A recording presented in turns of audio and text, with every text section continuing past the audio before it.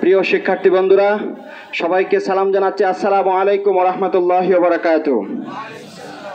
সম্মানিত উপস্থিতি, আপনারা জানেন, আপনারা অবগত আছেন এবং দুঃখের সাথে লক্ষ্য করছেন যে আমার ভাই সাজিদ আব্দুল্লাহ, তাকে হত্যা করা হয়েছে আজকে প্রায় 92-93 দিন হয়ে যাচ্ছে। এখনো পর্যন্ত খুনিদেরকে বের করা যায় নাই। এটা আমরা শুধু বিশ্ববিদ্যালয় প্রশাসনের ব্যর্থতা বলবো না, এটার ইন্টারিম গভর্নমেন্টের ব্যর্থতা। এটা শুধু বিশ্ববিদ্যালয় প্রশাসনের দায়িত্ব, ব্যাপারটি এরকম নয়। ইন্টারিমকে আহ্বান জানাতে চাই, আপনারা এটাকে নিয়ে দ্রুত পদক্ষেপ গ্রহণ করুন। আপনাদের ইন্টেলিজেন্স কি এত দুর্বল হয়েছে?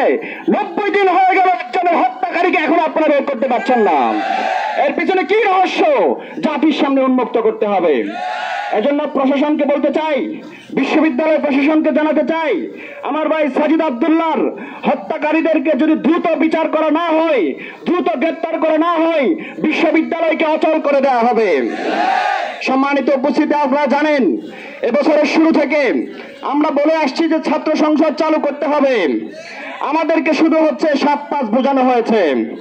তারা বলেছে যে ছাত্র সংসদ আইন না, এজন্য করতে পারবে না। অথচ আমাদের অনেক বছর পরে প্রতিষ্ঠিত হওয়া বেগম রোকেয়া বিশ্ববিদ্যালয় এবং জগন্নাথ বিশ্ববিদ্যালয়ের আইন তারা সিন্ডিকেটে পাশ করেছে, ছাত্র সংসদের আইন। তারপরে সেটা মিনিস্ট্রিতে পাশ হয়েছে, এখন চ্যান্সেলরের অনুমোদনের অপেক্ষা আছে।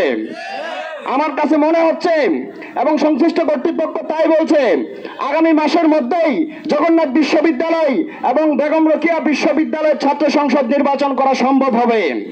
কিন্তু এখনো পর্যন্ত ইসলামী বিশ্ববিদ্যালয় প্রশাসন কেন ছাত্র সংসদের ব্যাপারে কার্যকর পদক্ষেপ এখনো গ্রহণ করতে পারেন নাই, সেটা আমার বুঝে আসে না। আপনারা বলেছেন 15 তারিখের মধ্যে আপনারা নীতিমালা ফাইনাল করবেন, কিন্তু কই, আজকে তো 18 তারিখ চলছে। আর কত সময় নেবেন? আপনাদেরকে বলতে চাই, যদি ছাত্র সংসদ নিয়ে কোনো তালবাহানা চলে, বিশ্ববিদ্যালয়ের শিক্ষার্থীরা তার দাঁত ভাঙার জবাব দেবে ইনশাআল্লাহ।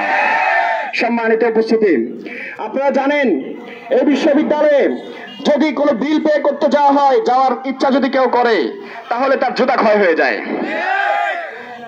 এই পেমেন্ট সিস্টেমকে ডিজিটাল করার ব্যাপারে আমরা কতদিন ধরে বলে আসছি, কিন্তু এখনো পর্যন্ত তারা এটা মাথায় নিচ্ছেন বলে আমার কাছে মনে হচ্ছে না। আমরা কয়েকটা ব্যাংকের সাথে কথা বলেছি, ব্যাংকের হেড অফিসের সাথে আমরা কথা বলেছি। তারা আমাদেরকে জানিয়েছেন যদি বিশ্ববিদ্যালয় প্রশাসনের সদিচ্ছা থাকে, মাত্র 21 দিন সময় লাগবে পেমেন্ট সিস্টেমকে ডিজিটাল করতে। আপনারা যদি না পারেন আমাদের সাথে কথা বলেন, আমরা প্রত্যেকেই দিচ্ছি কিভাবে পেমেন্ট সিস্টেম ডিজিটাল করবেন। আমরা ছাত্র সমাজ এখান থেকে আপনাদেরকে বলতে চাই, শুধুমাত্র 7 দিন হাতে করে সময় দিচ্ছি। এর মধ্যে দৃশ্যমান কোন পদক্ষেপ পেমেন্ট সিস্টেমের ব্যাপারে গ্রহণ করা না হলে বিশ্ববিদ্যালয়কে অচল করে দেওয়া হবে। বিশ্ববিদ্যালয়ের বিসি প্রভিসি ট্রেজারারকে অফিস করতে দেওয়া হবে না। আমরা চাই 1 সপ্তাহের মধ্যেই পেমেন্ট সিস্টেমকে ডিজিটাল করার ব্যাপারে কার্যকর এবং দৃশ্যমান পদক্ষেপ গ্রহণ করবেন, অন্যথায় শিক্ষার্থীরা তার দাঁত ভাঙার জবাব দেবে ইনশাআল্লাহ। আমরা লক্ষ্য করছি ইসলামী বিশ্ববিদ্যালয় নির্মাণাধীন হলগুলো, সেগুলোর টেন্ডার ড্র হয়েছে 18 সালে, তারপরে এগুলোর কাজ শুরু হয়েছে 21 সালে, আর এখন 25 সাল। এখনো পর্যন্ত হলগুলো কবে উদ্বোধন হবে তা আল্লাহ ভালো জানেন। আজকে 8 বছর হয়ে যাচ্ছে শুধু হলের নির্মাণ কাজ। আমরা আপনাদেরকে আহ্বান জানাই, এই বছর আপনারা সবগুলো হলের নির্মাণ কাজ সম্পন্ন করে শিক্ষার্থীদের হাতে হলগুলো বুঝিয়ে দিতে হবে এবং হলের সিট অবশ্যই মেধা ভিত্তিতে সিট দেওয়া নিশ্চিত করতে হবে।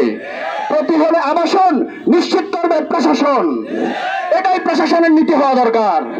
অথচ আমরা দেখতে পাচ্ছি একটা মহল নতুন করে আবার আওয়ামী স্টাইলে গরম কালচার চালু করার জন্য উঠে পড়ে লেগেছেন, নতুন করে আবার গ্যাসরুম কালচার চালু করার জন্য উঠে পড়ে লেগেছেন। এর জন্য প্রতিষ্ঠা তাদেরকে সহযোগিতা করছেন। আমরা আপনাদেরকে ব্যর্থহীন করতে বলতে চাই, আওয়ামী কায়দায় যদি আবার হলগুলোকে সন্ত্রাসীদের হাতে তুলে দেওয়া হয়, শিক্ষার্থীরা তার দাঁত ভাঙার জবাব দেবে। কখনো আর সন্ত্রাসীদের হাতে হলগুলোকে তুলে দেওয়ার সুযোগ আমরা দিতে চাই না।